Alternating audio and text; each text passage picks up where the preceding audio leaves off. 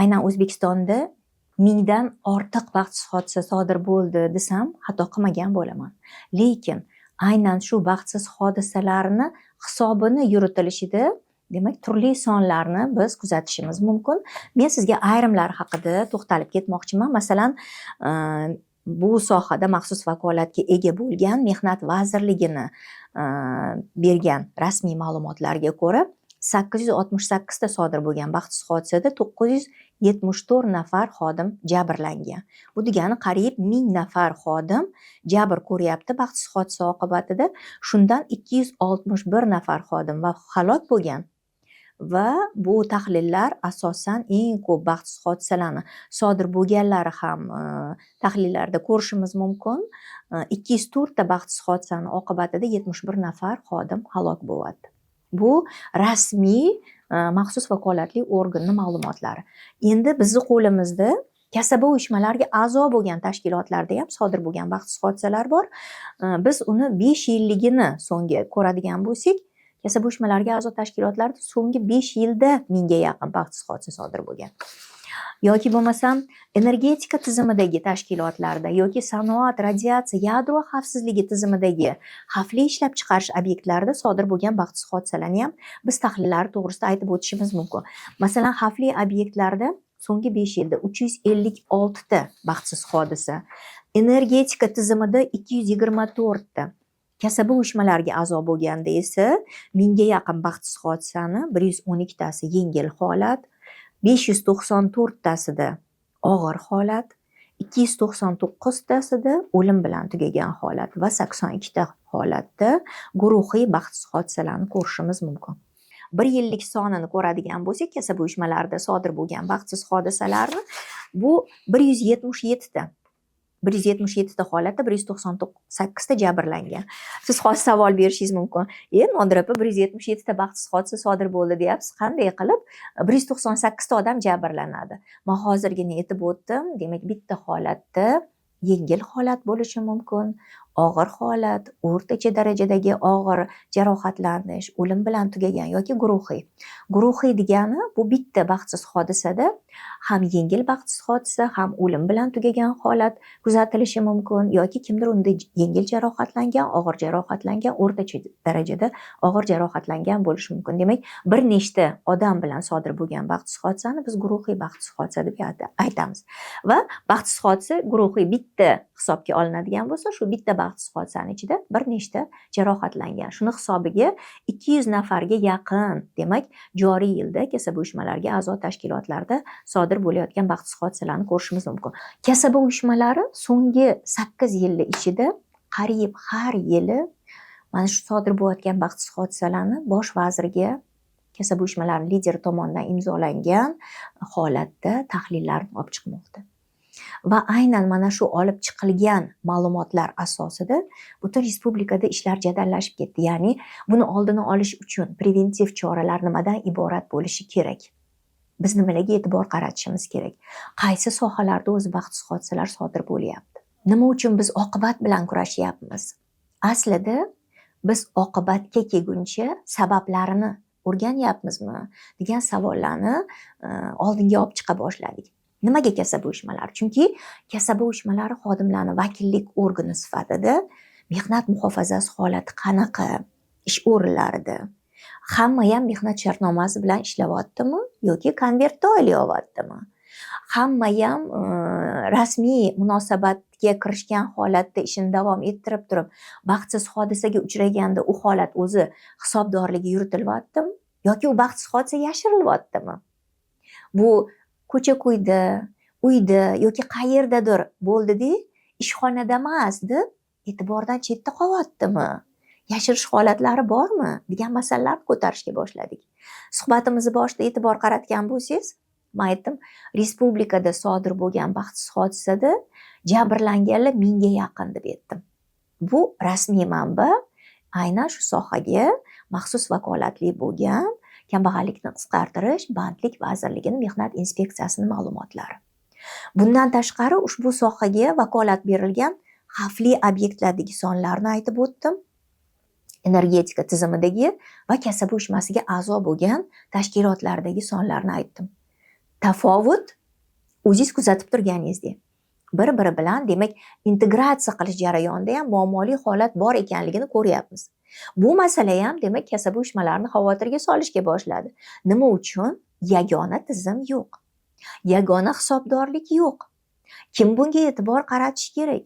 Nima uchun xodimlar zarar ko'radi-yu, u ko'rayotgan zararini demak to'laligicha qoplab berish holati yoki bunda ikkita tomonni javobgarlik masalalari, ular yechimini qanday topyapti kabi masalalar demak o'rtaga qo'yila boshlandi.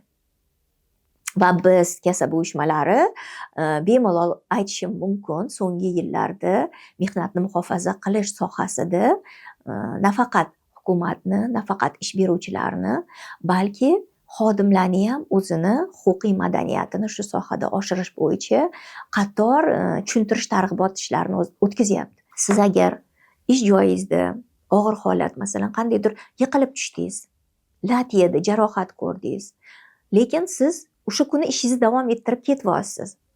Ishingizni davom ettirdingiz va shu bilan bo'ldi, esingizdan chiqib ketdi bo'lgan jarohatingiz, lekin uni qandaydir oqibatlari, sizga salomatligingizga zarar keltirish holatlari kuzatildi. Siz o'sha paytda ahamiyat bermagansiz. Yoki bo'lmasam siz o'sha kuni jarohat oldingiz, bir ish kunidan ortiq ish vaqtini yo'qotdingiz, o'sha kuni ishni davom ettira olmadingiz, lekin bu haqda hech kimga xabar berilmadi va u hisobga ham olinmadi va bu holat tekshirilmadi ham. Demak, qonunchilik bularni yozyapti.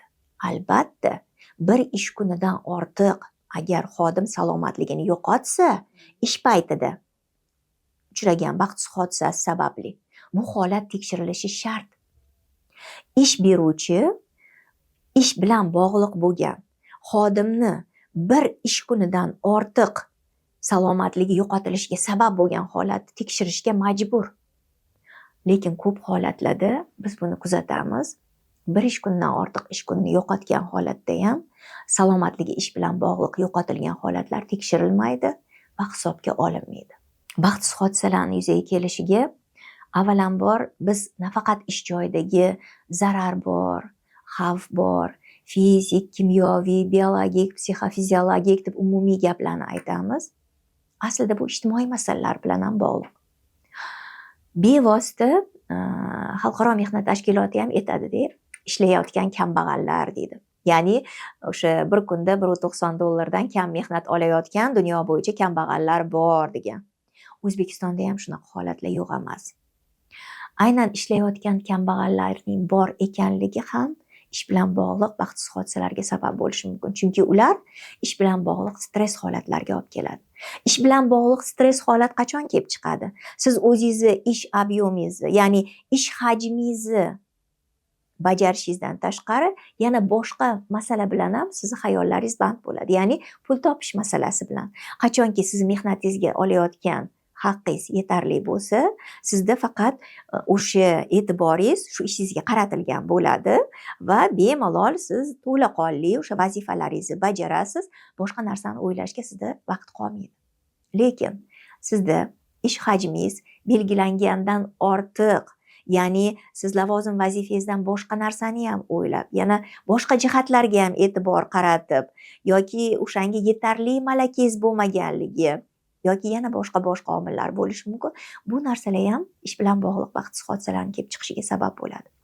So'nggi paytlarda biz kuzatamiz, aynan ish joyidagi stressi odamlarning salomatligiga ta'sir ko'rsatayotganini. Hozir axborot asrida yashayapmiz. Oldin texnika, texnologiya, asbob-uskunalardan jarohatlanish kuzatilgan bo'lsa, xavfli obyektlarda biz baxtsiz hodisalarni ko'proq tahlillarni amalga oshirib, katta ishlab chiqarishlardagi bo'layotgan baxtsiz hodisalar haqida gapirgan bo'lsak, lekin hozirgi kunda biz barcha sohalarda bu masalani kuzatishimiz mumkin. Lekin bunga e'tibor qanday ekanligini keyingi mavzularimizda albatta men sizga batafsil misollar bilan gapirib beraman. Chunki bu odamlarni juda qiziqtiradigan masala. Qanaqa qilib ish joyida masalan o'lib qoldi, yurak xurujiga uchradi va uni tabiiy o'lim deb rasmiylashtirib shu bilan ish bilan bog'lanmadi yoki bo'lmasam Yana shunday holatlar borki, biz albatta keyingi mavzuda yoritamiz deyapmiz.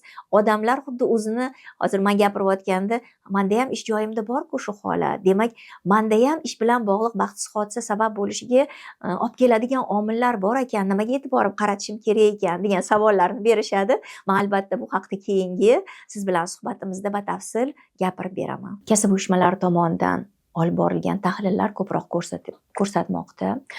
Bu qurilish sohasida, xavfli ishlab chiqarish obyektlarida, energetika tizimidagi tashkilotlarda judayam ortib ketgan soni baxtsiz hodisalarni. Bularni asosiy sababi, biz birinchi sababini norasmiy bandlik deb aytadigan bo'lsak, ikkinchi sababi ularni maxsus kiyim-bosh, maxsus poyabzal, shaxsiy jamoaviy himoya vositalari bilan yetarli ta'minlanmasligi. Misol keltiramiz. Masalan, qurilish tashkilotlari hozir juda katta qurilish maydoniga aylangan desam mubolag'a emas. O'zbekistonning deyarli barcha hududlarida juda katta qurilishlar ketyapti, lekin aynan mana shu qurilishlarda mehnat qilayotgan ishchilarni barchasida maxsus kiyim-bosh kiyganmi va ular yetarli talabga javob beradigan ish sharoitlari bilan ta'minlanganmi degan savollar bizni hozir birinchi diqqat markazimizda turibdi. Masalan, balandlikda ishlayotgan albatta himoya kamarlarini taqish kerakligi yoki boshiga nimadir tushib ketishi mumkin bo'lganda kaskalarni boshiga kiyish kerakligi. Lekin shunday holatda yoki o'sha qaysidir asbob uskunalardan foydalanayotganda tegishli qo'lqoplar bilan himoyalangan bo'lish kerakligi holda shulardan, shaxsiy himoya vositalaridan foydalanmasdan ishlaganda xodimlarda baxtsiz hodisalarni bo'lishi. Yoki biz energetika tizimini ko'ramiz.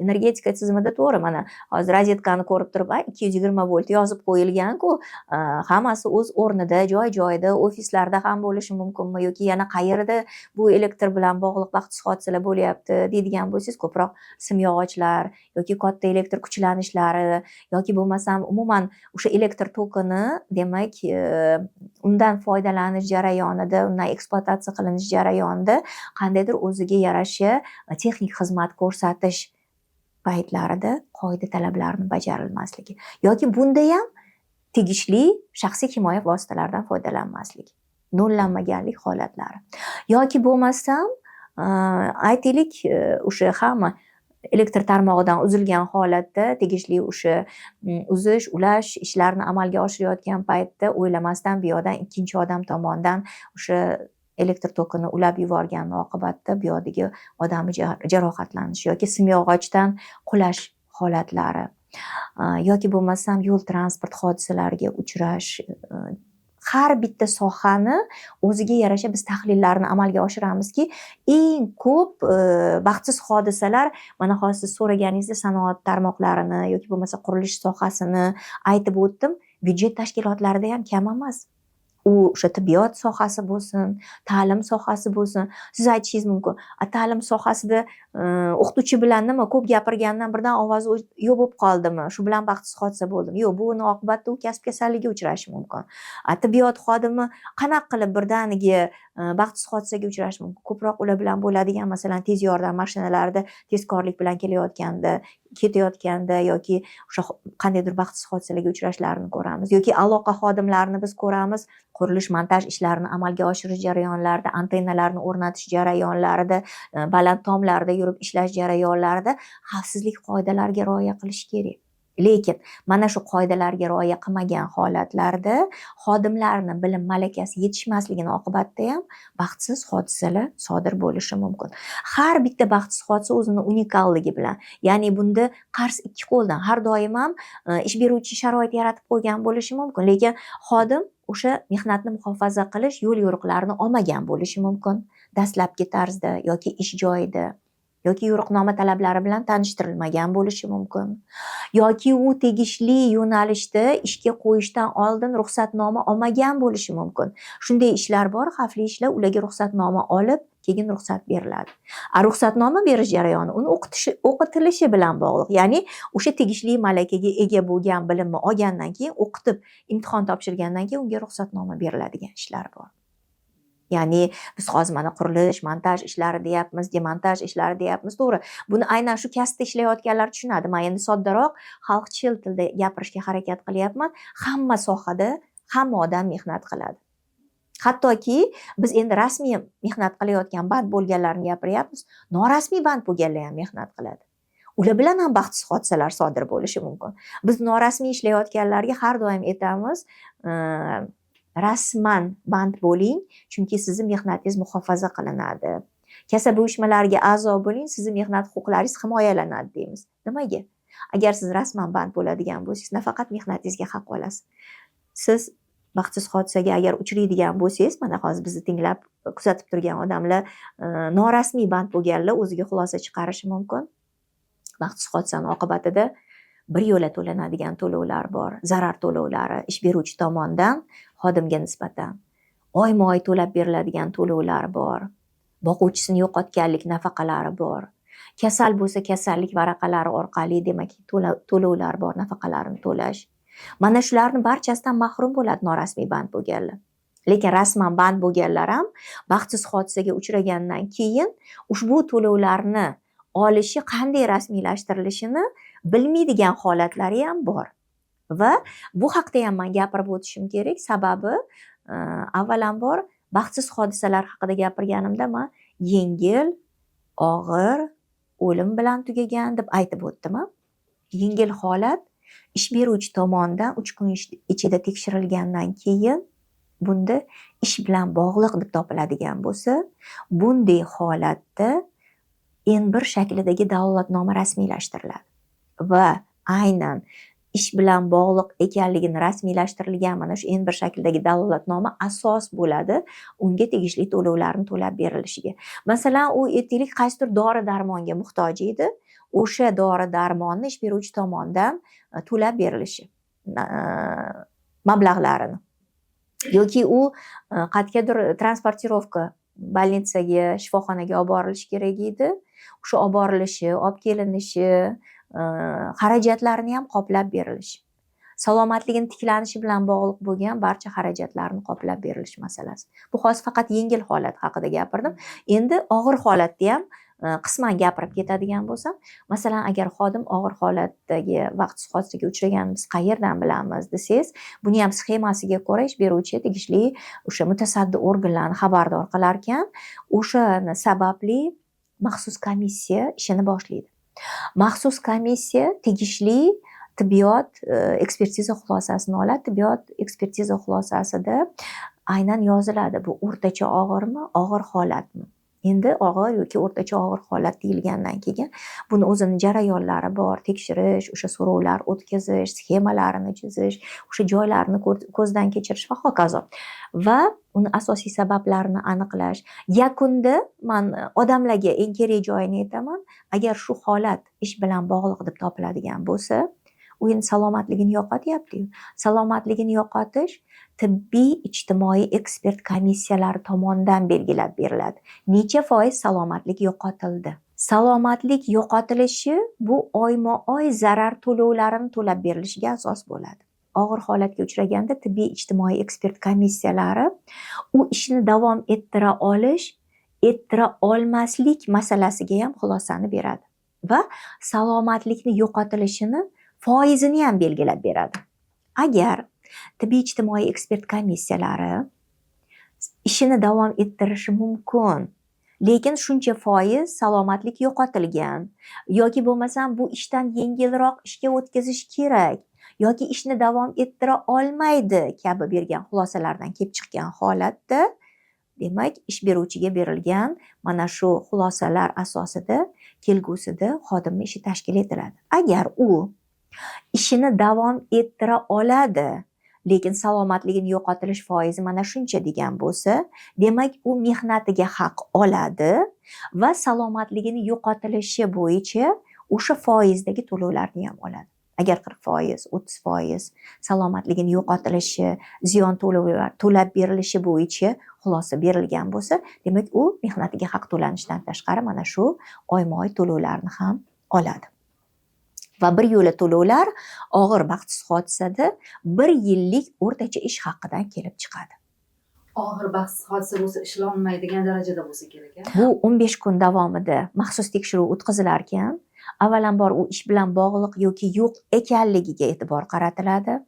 ish bilan bog'liq deb topilib N1 shaklidagi dalolatnoma rasmiylashtirilsa, uni natijasida uni salomatligini yo'qotilish foizlari belgilanadi va salomatligini yo'qotilish foizi belgilanishi bilan birgalikda ishini davom ettira olmasligi ham aniqlik kiritiladi. Chunki og'ir holatda nafaqat ishni davom ettira olish, balki nogironlik belgilanishi va uni kelgusida bu ishni bajara olmaslik holati ham bo'lishi mumkin. Agar unga birinchi toifadagi nogironlik belgilansa, u kelgusida ishini davom ettira olmaydigan bo'lsa, demak o'sha foizda unga nafaqalar belgilanadi va shu to'lovlarni u oyma-oy olib borish imkoniyatiga ega bo'ladi. Endi yana bitta savol tug'ilyapti-da, Nodir opa. Biror ishchi bilan o'z ishxonasida baxtsiz hodisa sodir bo'ldi. U birinchi bo'lib kimga murojaat qilish kerak? Nima qilish kerak baxtsiz hodisaga Juda uchragan yaxshi. odam? Judayam kerakli savolni berdingiz. Masalan, agar xodim bilan baxtsiz hodisa sodir bo'lsa, u salomatligiga ziyon yetkazilganini bildi va u ishini davom ettira olmaydigan holatda bo'lsa, avvalambor u o'zini tegishli bo'linmasini rahbariga va kasaba uyushmasiga xabardor qiladi. Demak, birinchi xabar berish xodimni o'zi yoki xodimni o'zi xabar berish sharoitida bo'lmasa, bunga guvoh bo'lgan inson ikkita odamga xabar beradi. Birinchisi bevosita bo'linma rahbari va kasaba uyushmasi. Bo'lim rahbari tomonidan tezkorlik bilan ish beruvchiga, ya'ni birinchi rahbarga xabar berilishi shart. Endi xabardor qilindi. Xodim shu kuni ishini davom ettira olmasa, u tibbiyot muassasasiga yuboriladi va salomatligiga yetkazilgan ziyon miqdori, ya'ni u qanchalik darajada ziyon olgani aniqlanadi. Bir ish kunidan ortiq vaqt yo'qotildimi, bu holat albatta ish beruvchi tomonidan tekshirilishi shart. Bu qonunchilik hujjatida belgilangan. Agar bir ish kunidan ortiq yo'qotmasa, demak, biroz o'zini yomon his qildi, lekin yana ishini davom ettirib ketdi. Bunday holat yengil holat hisoblanmaydi. Yengil holatni xulosasi tibbiy xulosaga asosan, ya'ni tibbiy ekspert xulosasiga asosan aniqlanadi. Endi ko'pchilikda savol tug'iladi. O'lim bilan tugagan baxtsiz hodisalarda bir marta to'lanadigan to'lovlar bor va oyma-oy to'lanadigan to'lovlar bor. Bu nimaga qarab aniqlanadi yoki oyma-oy to'lanadigan to'lovlar kimlarga beriladi? Shu haqida ham aytib bering. O'lim bilan tugagan baxtsiz hodisa bo'ldi. Avvalambor baxtsiz hodisalarni qayerda, kim bilan, nima sababli degan savollarning javoblariga aniqlik kiritib olishimiz kerak. Qaysi holatlarda ekanligi mana hozir ekranda ko'rinadi. Maxsus tekshirilishi ko'rsatib o'tilgan qonunchilikda. O'sha joyga qo'yib yuborasiz, men sizga tayyorini beraman. Va endi o'lim bilan tugadi. Zudlik bilan ish beruvchi ish jarayonida bo'lganda, ish vaqtida, ya'ni ish beruvchini hududida sodir bo'lyapti baxtsiz hodisa yoki ish beruvchini topshirig'i bilan o'sha ishni bajarish jarayonida bo'lyapti. Biz hozir ekranda ko'rsatib o'tdik qaysi holatlar ekanligini va mana shu baxtsiz hodisa maxsus vakolatli organga xabardor qilinishi bilan komissiya tuziladi va bu komissiya maxsus tekshiruvni boshlaydi. Maxsus tekshiruv xulosasi 15 kunlik maxsus tekshiruv yakunlaridan keyin chiqadi. Maxsus tekshiruv yakunlarida demak, komissiya a'zolarining alohida fikri ham bo'lishi mumkin. Albatta, bunda kelishuv asosida kasaba uyushmalari ham ishtirok etadi va bu xodimlarning vakillik organi sifatida, chunki xodimning huquq-manfaatlarini himoya qilish kasaba uyushmalarining zimmasida. Davlat organlariga, maxsus vakolat berilgan organlarga bu tekshirish huquqi berilishi bilan birgalikda xodimlarning vakillik organini ham mana shu maxsus komissiya tarkibiga kiritilishi bejizga emas. Endi bu bog'liq deb topildi. Mayli, komissiya jarayoni, tekshiruv jarayonlaridan biz tezkorlik bilan o'tib ketdik deb hisoblaymiz. Bog'liq deb topilgandan keyin mana shu ishlab turgan vaqtidan orqaga, demak 12 oy hisoblanib, uni o'rtacha mehnatiga haq to'lov kelib chiqadi summalari. Mana shu kelib chiqqan summa asosida 6 yillik uni mehnatiga haq to'lanishi masalasidan kelgan holatda 6 yillik to'lov to'lab beriladi. Agar jamoa shartnomalarida bevosita undan imtiyozliroq shartlar belgilangan bo'lsa 6 yil emas, 7 yil, 8 yil undan ham ko'proq to'lab berilishi mumkin. Endi bu albatta imtiyozliroq shartlar ish beruvchi bilan kasaba uyushmalarining kelishuvga asoslanib belgilangan hujjatda ko'zda tutilgan bo'ladi. Endi biz boshqa jihatga e'tibor qaratamiz. Boyagi bir yo'la to'lanadigan to'lov. Xodim o'lib ketdi-yu. Kimga beriladi o'zi degan savol. O'zi beriladimi? Berilsa kimga beriladi? Bu xodim o'zi kim edi? Ya'ni kimnidir farzandi, kimnidir turmush o'rtog'i, to'g'rimi? Masalan, o'sha o'lim bilan tugagan xodimni ota-onasi bor edi.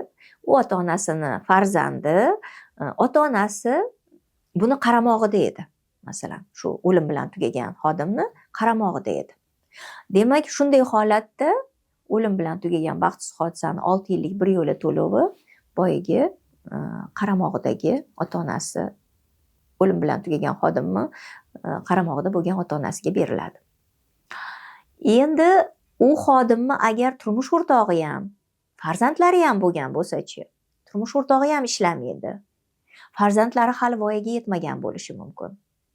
Bunday holatlarda albatta ularga ham demak teng miqdorda qonunchilik o'zi belgilab qo'ygan. Birinchi qismi kimga qaysi hissasida beriladi, bundan tashqari ziyon to'lov, boquvchisini yo'qotganlik nafaqalari oyma-oy qanday to'lab beriladi. Mana shu masalalarni ham birma-bir ko'rib o'tishimiz kerak bo'ladi. Avvalambor aniqlik kiritib olamiz. Bu xodimni o'lim bilan tugagan, demak jabrlanuvchi deb aytaylik, jabrlangan o'lim bilan tugagan xodimni demak kimlari bor edi va ular o'zi mehnatga layoqatlimi? Ya'ni ular mehnat qiladimi, qilmaydimi? Yoki ular boqamandalarmi yoki boqamanda emasmi? Bu jihatga e'tibor qaratiladi. Agar uning boqamandalari yo'q bo'ladigan bo'lsa, shunga ham diqqat qaratish kerak. Hech kimga boyagi 6 yillik to'lov to'lab berilmaydi. Bir jihatga diqqat qaratishingizni so'rayman. Endi aytaylik, mana shu o'lim bilan tugagan holatdagi jabrlangan, uni ota-onasi bor edi, turmush o'rtog'i bor edi. Turmush o'rtog'i ham mehnatga layoqatli, qaysidir bir muassasada, tashkilotda ishlaydi, mehnatiga haq oladi. Ota-onasi ham mehnatga qobiliyatli, hali pensiya yoshiga yetmagan va otasi ham, onasi ham mehnatga haq olishadi. O'g'li bilan, demak, o'lim bilan tugagan baxtsiz hodisa sodir bo'ldi. Bu holatda oilada ota-ona ham, boyagi o'lim bilan tugagan jabrlangan marhumning ham turmush o'rtog'i hamma ishlayotganligi sababli hech kimga bir yo'la to'lov to'lab berilmaydi. Qaysi holatda to'lanadi deganda qisqa javob, uni boqamandalari bo'lganda to'lab beriladi. Ya'ni boqamandalari u mehnat qilyapti oilada, uni boqamandalari farzandlari, boqamandalari turmush o'rtog'i, boqamandalari uni ota-onasi yoki uni vasiylikka olgan farzandlari bo'lishi mumkin. Mana shunday holatlarda ularga to'lab beriladi. Va ularga demak, masalan aytaylik, boyagi o'lim bilan tugagan holatda uni ota-onasi ishlardi, lekin turmush o'rtog'i ishlamaydi. Turmush o'rtog'idan tashqari uni 2 nafar farzandi bor. Farzandlari bittasi aytaylik 4 yosh, bittasi 2 yosh, yana bittasiga homilador edi. Ikkita farzandiga, xotiniga, demak turmush o'rtog'iga oyma-oy zarar to'lovlari hisoblab chiqiladi. Endi boyagi ayol homilador edi-yu, turmush o'rtog'i o'lgan paytda. Farzandi tug'ilgandan keyin, o'limidan keyin ham boyagi farzandiga yana qayta hisoblanadi. Oyma-oy to'lab beriladigan zarar to'lovi va u 18 yoshga yetguncha to'lanadi. Bunday norma hozir mana yangi mehnat kodeksida biz ko'rishimiz mumkin. U 18 yoshga yetgandan keyin balki hali mehnatga qobiliyatli bo'lgani bilan qaysidir joyga ishga kirib mehnat shartnomasini rasmiylashtirib ishlamas, balki u oliy ta'lim muassasasida o'qishini davom ettirayotgandir. Bunaqa holat bo'ladigan bo'lsa, demak u 23 yoshga to'lgunicha, chunki u o'qiyapti, mana shu hozirgi zarar to'lovlarini olish huquqiga ega bo'ladi farzandlari. Nodir opa, mana hozir ko'p statistikalarni keltirdingiz. Ishxonalarda baxtsiz hodisalar soni ko'paygan deb ta'kidladingiz. Demak, nimalar qilishimiz kerak bu raqamlarni kamaytirish uchun? Kasaba uyushmalari federatsiyasi qanday yondashyapti bu narsalarni kamaytirish uchun, baxtsiz hodisalar? Bilasizmi, man bir narsani hozir gapirib o'tdim. Statistikani keltirganimda turli sonlarni keltirdim. Davlatda boshqa son aytdim, xavfli obyektlarda boshqa sonni aytdim, yoki bo'lmasam kasaba uyushmalariga a'zo tashkilotlarda boshqa sonni aytib o'tdim va ularni hisobga olish tizimida ham biroz muammolar borligini aytib o'tdim.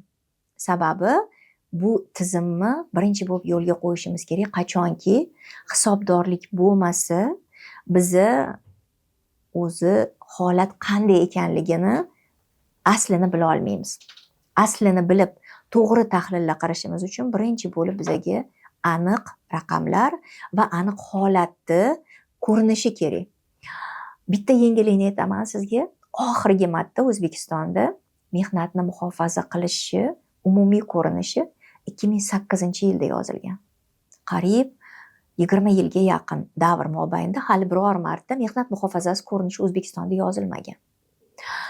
18-yilda shuni yozishga bir harakatlar bo'lgan, lekin boyagi biz aytib o'tgan uch tomonlama hamkorlik, ya'ni kasaba uyushmalari, hukumatlar, ish beruvchilarni hammasini bir yoqadan bosh chiqarib, bir qandaydir ma'lumotlarni bir joyga qo'yib, bir tahlillar, preventiv choralarni ko'rishdagi ishlarni yetarli emasligi sababli shu paytgacha ham bo'lmagan. Mana hozir juda bir katta yangilik bo'lyapti O'zbekistonda. Mana yaqin kunlarda biz mana shu fevral oylarining oxirlarida kutyapmiz. O'zbekistonda mehnat muhofazasining ko'rinishi taqdimoti bo'lib o'tadi va bunda kasaba uyushmalari ham faol ishtirok etyapti. Ko'rinishi deganda Kasaba uyushmalari ko'rinishi deganda o'zi nimani tushunishimizni men oddiyroq tushuntirib aytishga harakat qilaman. Masalan, uy deganda siz bitta binoni tomi bor, derazasi, eshigi bor, ko'zingiz oldiga keladi. Inson deganda ikkita ko'zi, burni, qosh, ko'zi, ikkita oyoq, qo'li bor, ko'zingizga keladi. Ko'rinish, profil. Ya'ni hamma narsani ko'rinishi bo'ladi. Endi mehnat muhofazasini ko'rinishi o'zi qanaqa bo'ladi? O'zi mehnat muhofazasi nima degan narsadan kelib chiqadi. Albatta, mehnat muhofazasi katta tizim-ku, bu yerda xavfsizlik, salomatlik, insonning kasbiy qobiliyati yo'qotilishi va hokazo juda bir ilmiy yondashib ketishimiz ham mumkin. Lekin oddiy so'z bilan aytganda, mana shu odamni ishga salomat borib, uyiga salomat qaytishi uchun O'zbekistondagi milliy qonunchilik qanday? Ya'ni milliy qonunchilik shu sizni uydan chiqib ketdingiz, ishxonaga bordingiz, ishxonada siz o'zingizni qaysidir kasb, ishingiz, faoliyatingiz turi bilan shug'ullandingiz va uyingizga yana sog' salomat qaytib kelishingiz uchun birinchi bo'lib milliy qonunchilik qay holatda ekanligi. Kodeksmi, mehnatni muhofaza qilish to'g'risida qonunmi, mehnat xavfsizligi qoidalarimi, sanitariya qoida normalarimi, yana boshqa qurilish me'yor qoidalari, texnik hujjatlarmi, bular o'zi bormi? Bor bo'lsa, qanday holatda va ular qanday talabni belgilagan? Bizda mana shu ishni amalga oshirishimiz uchun qanday normalar bor? Endi yana ham soddoroq aytadigan bo'lsam, masalan, og'ir yuklarni ko'tarish bilan ishlaydigan yuk ko'taruvchi, misol uchun. Har kuni uyidan ishiga chiqib ketdi, endi ishiga bordi, ish joyiga borgandan keyin boyagi ishi uni yuk ko'tarish bilan bog'liq. Masalan, yuk ko'tarish me'yorlari belgilab qo'yilgan, bir kunda necha kilogramm, tonna va hokazo jamlab hisoblaganda yoki bir marta ko'targanda, yerdan egilib turib ko'targanda yoki yuqori yuzadan olib qo'yganda, buni erkak kishi bajaryaptimi, ayol kishi bajaryaptimi, voyaga yetmagan bajaryaptimi va hokazo. Demak, har birini normasi belgilab qo'yilgan. Yoshidan kelib chiqib, qonunchilik asosida. Men nimaga hozir aynan bitta misolni keltiryapman? Hamma sohada bu o'ziga yarasha normalar bor. Mana shunday normalar. Demak, hozir yuk ko'tarish bilan bog'liqni yana ozgina joyini to'ldiradigan bo'lsam, misol uchun yuk ko'tarishda aytaylik bir joydan ikkinchi joyga ko'tarayotganda, agar shu ko'taradigan yuki 50 kilogrammdan og'ir bo'lsa, buni odam bir o'zi emas, balki bu joydagi ish mexanizatsiyalashgan bo'lsin degan talab bor. Lekin shu talab bajarilmadimi? Demak, bu xodim bilan nafaqat kasb kasali, balki boshqa bir og'ir holat sodir bo'lishi mumkin. Demak, bu milliy ko'rinishdagi birinchi qonunchilikni asosi bo'lgan qoidalarda yozilishi qanday degan bu birinchi talabi. Xuddi shunday talablar, demak, qonunlar, qoidalar, normalar dedik-ku. Endi bu normalarni ishlashida kimlar ishtirok etadi? Ya'ni nazorat kimni zimmasida? Mana shular bajarilayotgan yo'qligini davlat nazorat qilyaptimi? Jamoatchilik nazorat qilyaptimi? Yoki xodimlarni o'zi nazorat qilyaptimi? Va bu tizimda bevosita yana kimlar ishtirok etyapti? Ilmiy tadqiqot institutlarimi? Shu holatni kim o'rganyapti? Va bu masalalar ham boyagi milliy ko'rinishda ko'rinadi. Bunga nima misol keltiramiz? Masalan, mehnat qonunchiligi, hozir mana yuk ko'tarish me'yoridan misol keltirgan bo'lsak, shu joyda qonun buzilish talabini mehnat inspektori kelib ko'rsa, ish beruvchiga, demak, taqdimnoma kiritadi va aytadi, siz qonun buzilish mana bu bandini, qoidani bajarmayapsiz deydi. Agar xodimlarni o'zini vakillik organi bo'lsa, shu zahoti ish beruvchiga talabnoma kiritadi, aytadi, bu yerda qonun buzilish holati bor, mana bu qoidada shunday yozilgan ekan. Va hokazo. Demak, jamoatchilik, davlat nazoratlari haqida hozir bir chekkaga o'tamizda, endi mana shunday holat O'zbekistonda qancha? Tarmoqlar kesimida, hududlar kesimida. Bu ham milliy ko'rinishning bir qismi hisoblanadi. Ya'ni iqtisodiyot tarmoqlarida, xavfli obyektlarda yoki byudjet tashkilotlarida yoki bo'lmasam xizmat ko'rsatish sohasida, umuman iqtisodiyot tarmoqlarini sohalar kesimida qancha qoida buzilish holatlari bor? Qanchasi vaqtida bartaraf etilyapti? Endi yana keyingi holat. Bu tekshiruvlar bo'lishiga qaramasdan baxtsiz hodisalar bo'lyaptimi? Ha, bo'lyapti. Bo'layotgan bo'lsa, ularni qanchasi yengil, og'ir, o'lim va hokazo. Va bular hisobga olinishi qanday? Va ularni hisobdorligi masalasini yuritilishida yagona tizim mavjudmi? O'zbekistonda biz qayerdan shu ma'lumotlarni olishimiz mumkin? Va mana shunday milliy ko'rinishni hisobdorligi har yili hukumat tomonidan qayerda berib boriladi? Mehnatni muhofaza qilishning milliy ko'rinishida biz hozirgi aytayotgan aynan mehnat muhofazasining huquqiy asosi, mehnat sharoitlari, mehnat sharoitlarida ishlayotgan xodimning salomatligi, uning kasb qobiliyati saqlanishi, mana shu joydagi mehnat sharoitlarini ilmiy tadqiqotlar, ya'ni shu ish o'rinlari odamni ishlashiga mosmi?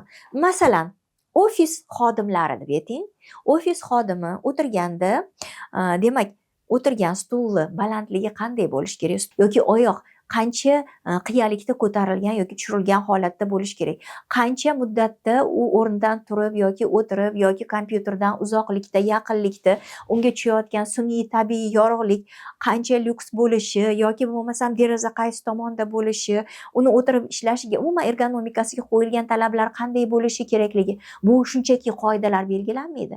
Uni ilmiy tadqiqot institutlari tomonidan, olimlar tomonidan tadqiq etilgan holatda o'sha qaysi kasblar nima kasalliklarni keltirib chiqaryapti, qaysi ish o'rinlarida qancha kasallik varaqalari rasmiylashtirilyapti, qancha odam kasal bo'lyapti va shu kasallikni oqibatida qanday og'ir oqibatlar kelib chiqyapti yoki yana boshqa holatlar. Milliy ko'rinishni hozir loyihasi tayyorlangan O'zbekistonda 17 fevral kuni, demak, 3 tomonlama hamkorlar tomonidan va shunga mutasaddi bo'lgan tashkilotlar tomonidan milliy ko'rinish bir joyga jamlangan holatda e'lon qilinishi oldidan validatsiya, ya'ni kelishuv, hamma shu masalani to'g'ri ekanligini ifodalanishi, haqiqatda ekanligini tasdiqlagandan keyin bu e'lon beriladi. Bu juda katta tarixiy voqelikdan biri bo'ladi va bu masalada aynan kasb uyushmalarining ishtiroki, bu aynan xodimlarni mehnat huquqlari, mehnat muhofazasi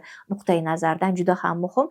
Aynan xodimlarga munosib mehnat sharoitlari yaratilayotgani, ularni ish joyidagi xavfsizligini ta'minlanishi masalasini ish beruvchilarga, o'sha hukumatga talab qilishi nuqtai nazaridan kelib chiqqan holatda ham biz ko'rishimiz mumkin. Bu men o'ylayman, O'zbekistonda mehnat qilayotgan barcha mehnatkashlar uchun juda bir katta yangilik bo'ladi. Sodir bo'lgan baxtsiz hodisani yashirish holatlari ham bor deb aytdik, yoki ish beruvchi tomonidan ushbu holatlar yashirilib, demak tekshirilmaslik holatlari ham bor deb aytdik. Bu holatni javobgarlik masalalarini keltirib chiqarishni ham aytib o'tishim kerak, chunki ma'muriy javobgarlik to'g'risidagi kodeksda ham belgilab o'tilgan. Mana hozir ekranda ko'rib turibsiz, necha baravargacha bazaviy hisoblash miqdorini birinchi marotaba sodir etilganda, qayta sodir etilganda ma'muriy javobgarlikka tortilishi mumkin ekanligi va o'lim bilan tugagan holatlarda, aynan baxtsiz hodisalarni yashirganlik holatida yoki tekshirilmaganlik holatlarida, umuman baxtsiz hodisalarning kelib chiqish sababli xodimni salomatligiga ziyon kelgan holatlarda 3 yildan 5 yilgacha demak ozodlikdan mahrum etishga oid jinoiy javobgarlik masalalari ham belgilab qo'yilgan. Baxtsiz hodisalarni bu yerda turlarini ham keltirganman. O'sha og'ir, guruhiy, yengil, o'rtacha darajadagi og'ir va og'ir holatlardan tashqari guruhiy holatlarni 11 nafardan ortiq bo'lgan odam bilan ham baxtsiz hodisa sodir bo'lishi mumkin. Agar 11 nafardan ortiq odam bilan guruhiy baxtsiz hodisa bo'lsa, bunda hukumat tomonidan tekshiriladi. Bunda уже maxsus vakolatli organlar emas, balki Vazirlar Mahkamasining komissiyasi tekshiradi. Endi xabardorlik bo'yicha ham so'radilar. Xabardorlik bo'yicha masalan kimdir jabr ko'rdi. Jabr ko'rgan odam yoki o'sha jabr ko'rgan to'g'risida kimdir buni ko'rib qoldi, u yiqilib tushdida zinadan o'rnidan tura olmayapti. Tezgina unga birinchi yordam ko'rsatish kerak va bu haqida o'sha bo'lim rahbariga, tegishli bo'lim rahbariga xabar berish kerak. Shuning uchun ham eng birinchi немедленно сообщить degani, ya'ni tezkorlik bilan xabar beriladi degani, o'sha bevosita o'zini bo'limini rahbariga, ish beruvchi bilan kasaba uyushmasiga xabardor qilishi. Tibbiyot punkti bo'lishi mumkin. Tibbiyot punktiga xodim jarohatlandi-da, ish beruvchiga ham yetmadi, bo'lim boshlig'iga ham yetmadi, lekin tibbiyot punktiga borib qandaydir bir tibbiy yordam oldi. Tibbiy yordam olishda o'sha jarohatiga malham qo'ydirdi yoki bo'lmasa bu og'ir jarohat edi, lekin o'zi bilmadi shu og'ir jarohatligini-da, borib undan qanaqadir tibbiy xizmatni olgani haqida tibbiyot punkti o'ziga belgilaydi va bu haqida boyagi xodim aytmagan. Lekin u ish beruvchiga darrov kasaba uyushmasiga ham xabar qilish kerakligi belgilab qo'yilgan bir sutkani ichida. Chunki biladi bu shu ish paytida bo'ldi, lekin u aytdimi ish beruvchiga aytmadimi, shundan kelib chiqqan holatda demak tibbiyot punkti ham o'sha tashkilotga xabar berish kerak. Ish beruvchi o'zini o'rnida aynan sxema belgilangan maxsus vakolatli organ, bizda bilasizlar, kambag'allik qisqartirish bandlik vazirligida mehnat inspeksiyasi bor.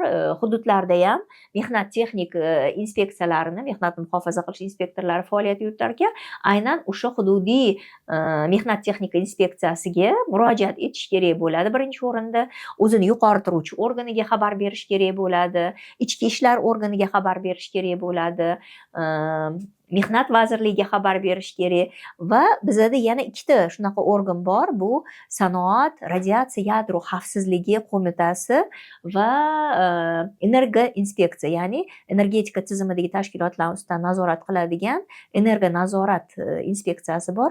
Agar ularni nazorati ostida bo'ladigan bo'lsa, demak ularga ham xabar berish kerak bo'ladi.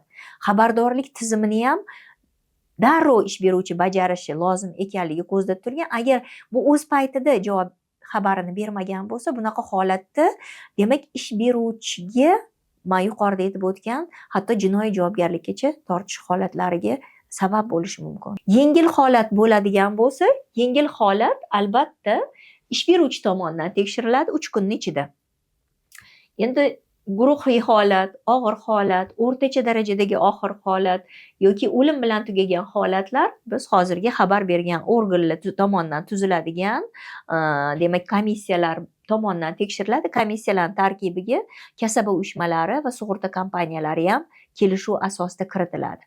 Va mana shu komissiyalarning tarkibiga kiritilgan o'sha kasaba uyushmalari yoki sug'urta kompaniyalari yoki o'sha aynan komissiya tarkibiga kiritilgan ish beruvchini vakillari bo'lishi mumkin, ularning alohida fikrlari bo'lishi mumkin.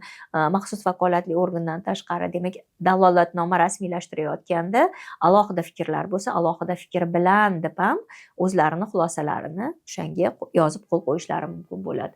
Endi 11 tadan ortiq holatni Vazirlar Mahkamasining komissiyasi tekshirishi to'g'risida ham ma'lumotlarni aytib ketdim.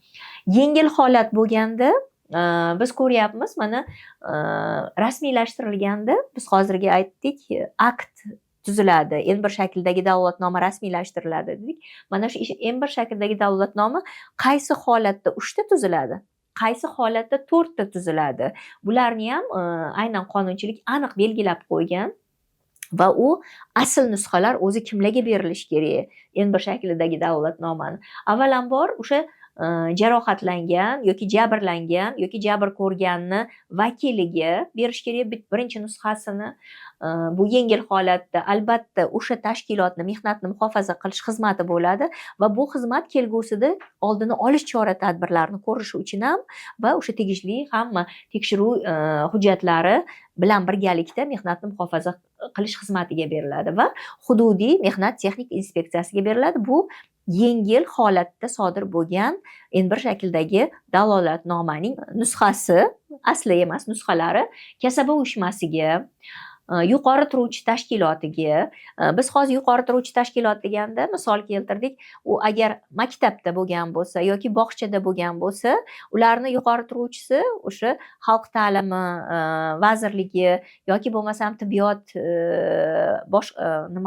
muassasasi yoki bo'lmasam sog'liqni saqlash vazirligi va hokazo iyerarxiya bo'yicha o'sib borar ekan, ularni o'zi yuqori turuvchi organiga va yuqori turuvchi xo'jalik organiga deb ko'zda tutilgan. Albatta ularga nusxalari yuborilishi shart, chunki bular barchasi hisobdorlik hujjatlari hisoblanadi va bularni oqibatda hali zarar to'lovlari haqida biz yana gaplashib o'tamiz. O'shaning uchun ham tegishli nusxalari ham, asl nusxalari ham kimlarga va qayerlarda saqlanishiga oid aniq normalar belgilangan.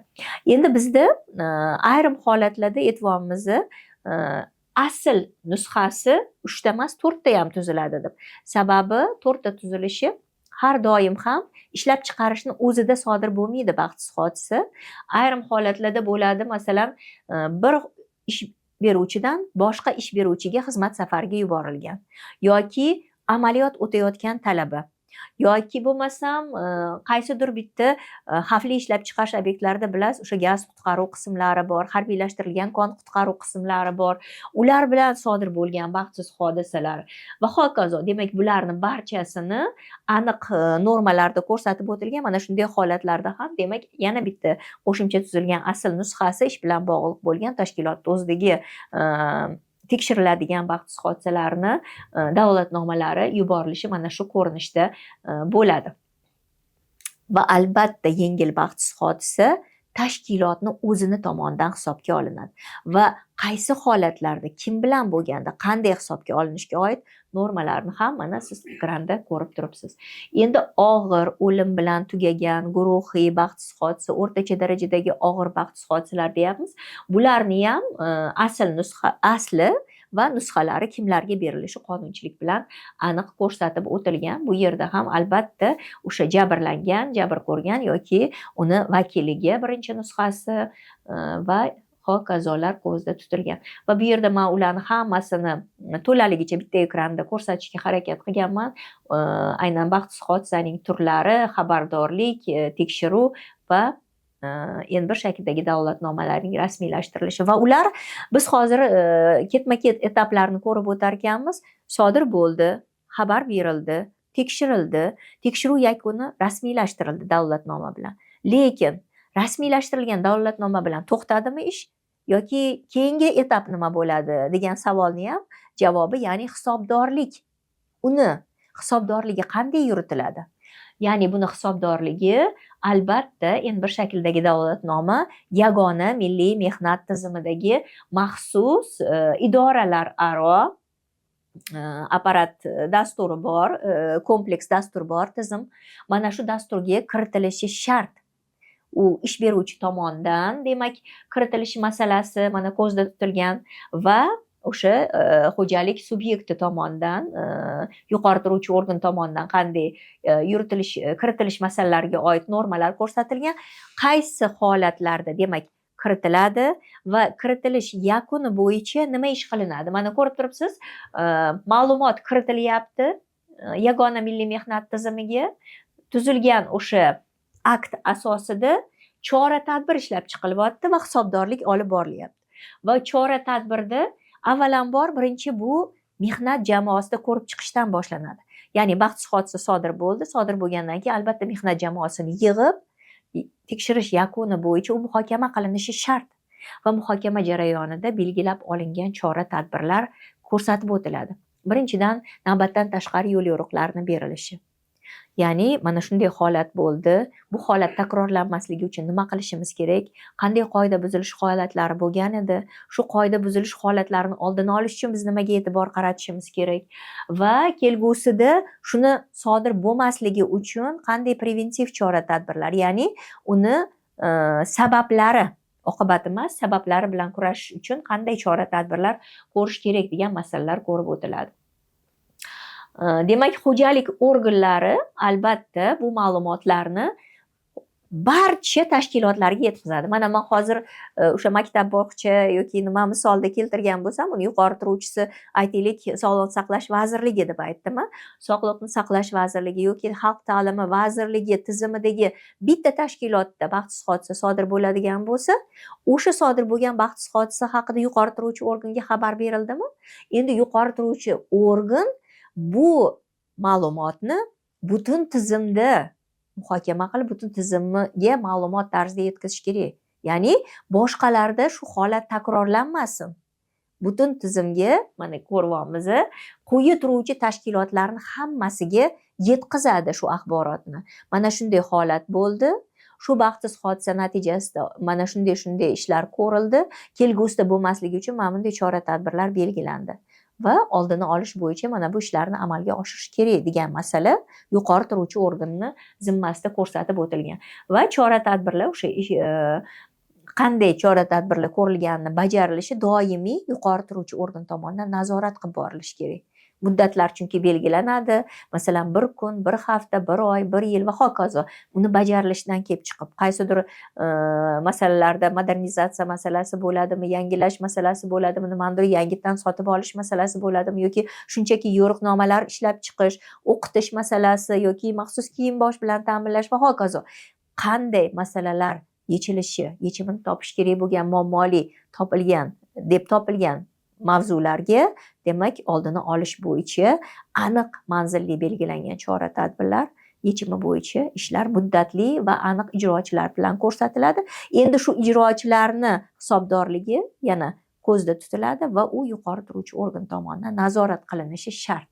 Tashkilotni qanday kiritishi yoki qanday o'sha maxsus tekshiruvlarni amalga oshirishi va tahlillar qanday, kim tomonidan amalga oshirilishini qonunchilikda tahlilnisiga aytib o'tdik. Buni mana ekranda siz ko'ryapsiz. Baxtsiz hodisalarni yengil, og'ir, o'lim bilan tugagan guruhiy holatlar qaysi tizimlarda va qanday holatlar tahlillari keltirilyapti. Demak, bu yuqoridan qulash bo'ladimi, yo'l transport hodisasi, asbob uskunalar, texnikalar yoki elektr toki urishi, yiqilish va hokazo masalalar ko'rsatib o'tilgan. Yoki kasb kasalliklari. Bu haqda ham aytmasdan ilojimiz yo'q, sababi mana ko'ryapsiz, hududlar kesimida olib qaraydigan bo'lsangiz, demak, kasb kasalliklarining eng ko'pi Toshkent viloyatida ekan. Keyingisi Toshkent shahrida ekan. Va hokazo mana sonlari kesimida ko'radigan bo'lsangiz yoki bo'lmasam kasalliklar kesimida ham ko'rishingiz mumkin. Bular ham biz tomonidan tahlil qilinadi. Aynan kasb kasalliklarining eng ko'p uchrayotgani hozir xronический bronxit. Keyingi o'rinda silikoz. Undan keyingi o'rinda mana ko'ryapmiz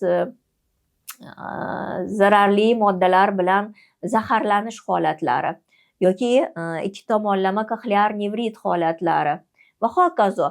Eng ko'p, masalan, bu yerda 10 talikka keltirgan bo'lsam, bular nimani oqibatida kelib chiqyapti? Kasb kasalliklari ko'proq o'sha ish joyidagi zarar, xavf omillarni mavjud bo'lganligi, ya'ni mehnat sharoitlarini belgilangan normativ talablariga javob berilmaganligi sababli sodir bo'lyapti. Va mana so'nggi 5 yillikni tahlilni men bu yerda keltirganman, 20-24-yillarda. Hozirgi kunda respublika bo'yicha qariyb 3,5 mingga yaqin bitta kasallikni o'zi, xronический bronxitni o'zi 4 mingdan ortiq ekan. Va hokazo, demak, har bir ko'rsatkichlarni aytib o'tishimiz mumkin. Demak, bunaqa holatlar zarar xavfli omil borligi uchun kelib chiqar ekan deyapmiz.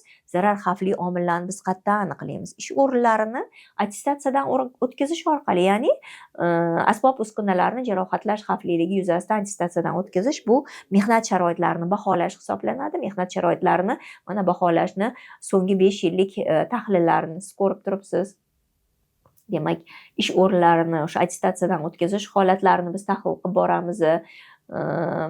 Va umuman mehnat muhofazasi holatini kasaba uyushmalari tomonidan nazorati amalga oshirilar ekan, qancha tekshiruv o'tkazildi, qancha kamchilik aniqlandi, qancha taqdimnomalar kiritildi, qancha mana shu ish o'rinlarida ayollar ishlayotgandi gender nuqtai nazaridan, ya'ni qancha ayollar zarar xavf omil ta'sirida ishlayapti, qanchasi o'qitilgan yoki bo'lmasam qanchasiga maxsus kiyim bosh berilgan, qanchasiga davolash profilaktika oziq-ovqatlari berilyapti. Umuman mehnat muhofazasi bo'yicha chora tadbirlarni belgilanish holatlari qanday?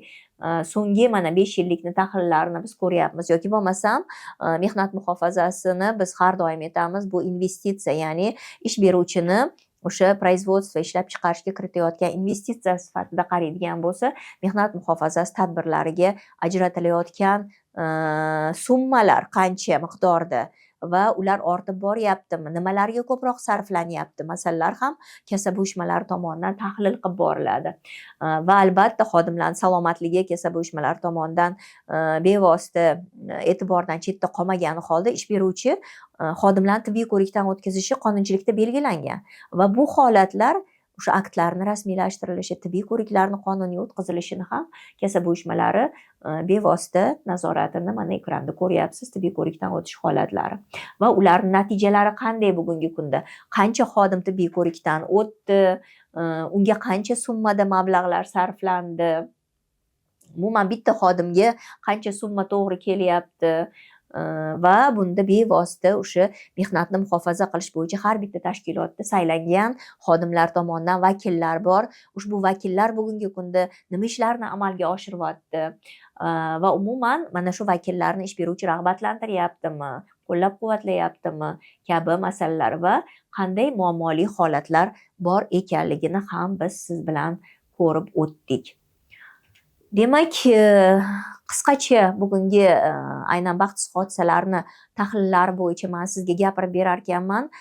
Respublikadagi holatda biz kasaba uyushmalari bevosita 3 tomonlama hamkorlikda, ya'ni hukumat, ish beruvchilar va xodimlarning vakillik organi ijtimoiy sheriklik asosida mazkur tahlillarga chora tadbirlarni, ya'ni preventiv oldini olish chora tadbirlarini amalga oshirishda ham birgalikda ijtimoiy sheriklikda ishlarni amalga oshiradigan bo'lsa, yuqori natijalarga erishiladi va bunda albatta otsenka riska, ya'ni xavf xatarni baholash tizimiga o'tish juda ham muhim hisoblanadi. Qachonki bizda aniq raqamlar bo'lsa, mehnat muhofazasining milliy ko'rinishi bo'lsa va ushbu milliy ko'rinishdan kelib chiqqan holatda biz har bir holatga adekvat to'g'ri baho bera olsak va ularni oldini olish chora-tadbirlarini aniq belgilab va bu chora-tadbirlarni bajarishda ijtimoiy sheriklik asosida, ya'ni ish beruvchilar, xodimlar va hukumatlar birgalikda ishni qiladigan bo'lsak, men o'ylayman, biz yuqori natijalarga erishamiz va xalqaro normalar talablariga, xalqaro mehnat standartlari talablariga javob beradigan mehnat sharoitlariga erishish imkoniyatiga va xodimlarning mehnat huquqlari ta'minlangan sog'lom, xavfsiz mehnat sharoitlarida ishlashga erishgan bo'lamiz. Biz yuqorida aytdik, zarar ko'radigan bo'lsa, bu yerda ish beruvchi tomonidan zarar to'lovlar to'lab beriladi.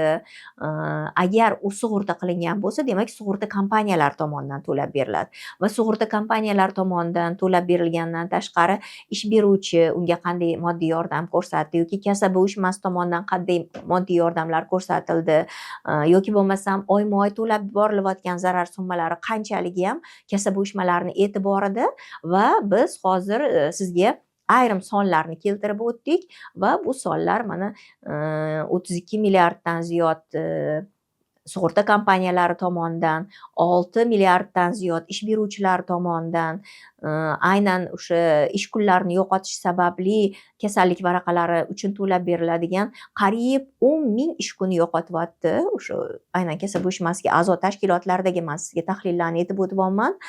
1 milliarddan ziyod demak oyma-oy zarar to'lovlarini to'lab berilishi holatlari va albatta ish beruvchi tomonidan ham bevosita o'zi tomonidan to'lanayotgani 600 milliondan ziyod, kasaba uyushmalari tomonidan 2 milliarddan ziyod aynan ishlab chiqarish bilan bog'liq bo'lgan baxtsiz hodisalarda moddiy yordam to'lovlarini to'lab berilganini hisobdorliklarini ham biz o'rganib ularga o'zimizni munosabatlarimizni bildirib kelamiz.